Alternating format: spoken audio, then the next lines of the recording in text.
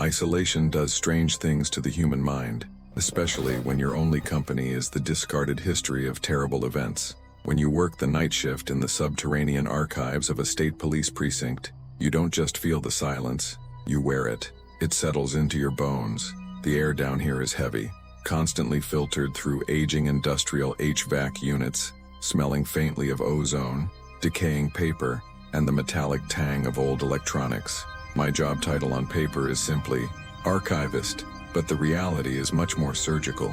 I am a mortician for dead media. I resurrect corrupted, degraded, and physically destroyed evidence, extracting whatever truth is buried in the magnetic ribbons before the analog decay consumes it permanently.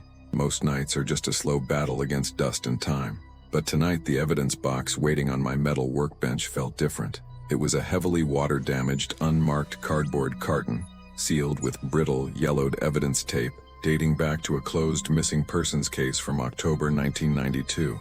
I sliced through the brittle tape, the old adhesive flaking off like dead skin under the harsh amber glow of my desk lamp. Inside the box lay a single black VHS cassette. It was in catastrophic condition. The plastic shell was warped, covered in a fine layer of white mildew, and the label was completely illegible, washed away by what looked like years of sitting in a damp basement or a storm drain. But before I could even assess the magnetic tape itself, my primary digitization equipment decided to fail. I flipped the heavy toggle switch on my professional-grade reference VCR deck, a massive 80-pound unit built for broadcast studios, and instead of the reassuring mechanical whir of the capstan motors engaging, I was met with a dead, flat click, followed by the faint, distinct smell of burning electronics. The standby LED on the front panel flickered violently and died. The deck was completely unresponsive. A dead short on the logic board. In this basement, there is no IT department to call. If a machine dies, you fix it, or the evidence stays dead. I pulled the heavy steel chassis off the VCR, exposing the complex, dusty labyrinth of circuit boards, ribbon cables, and mechanical gears. I bypassed the internal AC power supply and hooked the main logic board directly into my asymmetrical bench power supply. I set the voltage limit to exactly 12 volts and capped the current draw to prevent further thermal runaway. I grabbed my multimeter, switched it to continuity mode, and began tracing the paper schematic. It's a methodical, almost meditative process. You check the phase voltages, you measure the resistance to ground on the surface mount components, checking capacitors like C288, testing the L1 and L3 coils, looking for the exact break in the chain. My thermal camera finally revealed the culprit, a harsh spike in temperature near the primary motor control cluster.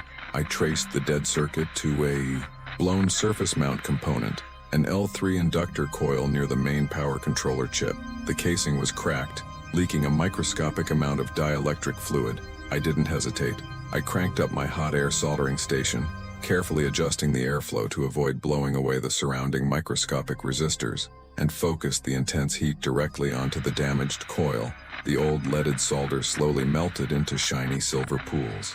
I carefully lifted the dead component off the board with my precision titanium tweezers. I prepped the empty copper pads with fresh flux, positioned a replacement coil I had salvaged from a donor motherboard, and floated into place. A quick continuity test with the multimeter confirmed the circuit was closed. The path was clear. I bolted the chassis back together, flipped the power switch, and the deck roared back to life, the front panel glowing with a warm, steady amber light. The hardware was ready. Now, I had to deal with the tape. Opening the ruined VHS shell revealed a nightmare for any archivist. The tape was suffering from advanced sticky shed syndrome. Over 30 years in a humid environment, the polyurethane binder that holds the magnetic oxide layer to the plastic backing had absorbed moisture. It had broken down into a gummy, unspoolable mess. If I tried to force a tape in this condition into the VCR deck, the physical friction would instantly wrap the ribbon around the spinning video heads, completely shredding the only existing copy of this footage. I had to perform extreme physical rehabilitation before a single frame could be viewed. I carefully extracted the 2 internal spools from the original warped plastic housing. My hands were covered in latex gloves, but I could still feel the unnatural, sticky resistance of the magnetic ribbon. I transferred the reels into a specialized thermal dehydrator, a precision oven designed specifically for baking magnetic media. I set the digital thermostat to exactly 130 degrees Fahrenheit. Any hotter and the plastic backing would melt, any cooler and the moisture wouldn't evaporate. I locked the heavy steel door and waited for 8 agonizing hours. During that time, the isolation of the archive really started to press in on me. The low hum of the dehydrator was the only sound in the massive concrete room. You start to imagine things in the shadows between the server racks. You start to wonder who the tape belonged to and why it was left to rot. When the yob timer finally chimed, I pulled the warm reels out. The binder had temporarily restabilized. The tape was no longer sticky, but the first 4 inches of the leader tape were too warped to pass through the tape guides. I placed the ribbon on an aluminum splicing block.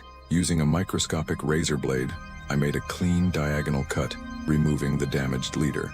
I aligned a fresh strip of clear leader tape and bound them together with archival-grade splicing tape, pressing the air bubbles out with a silicone roller. The final step was the most delicate. I took a chamois swab, dipped it in 99% pure isopropyl alcohol, and gently scrubbed the spinning video drum inside the VCR deck. A single speck of dust on the reed heads could destroy the magnetic signal. With the deck fully calibrated, the heads clean, and the tape stabilized inside a brand new donor cassette shell, I loaded it into the primary bay. I adjusted my chair, stared at the heavy glass screen of the CRT monitor, and hit play. I was expecting the standard heavy degradation of early 90s surveillance footage, and for the first 40 minutes, that is exactly what I got. The screen flickered to life, displaying a static, tripod-mounted shot of a damp, narrow city alleyway at night. The lighting was washed out, typical of an old low-light security setup. Nothing moved. The rain dripped down in blurry, distorted scan lines, illuminated only by a flickering street lamp in the distance. No pedestrians, no cars, no sudden movements. It was painfully, exhaustingly mundane. It was the kind of forgotten, routine stakeout footage that fills thousands of police archives across the country.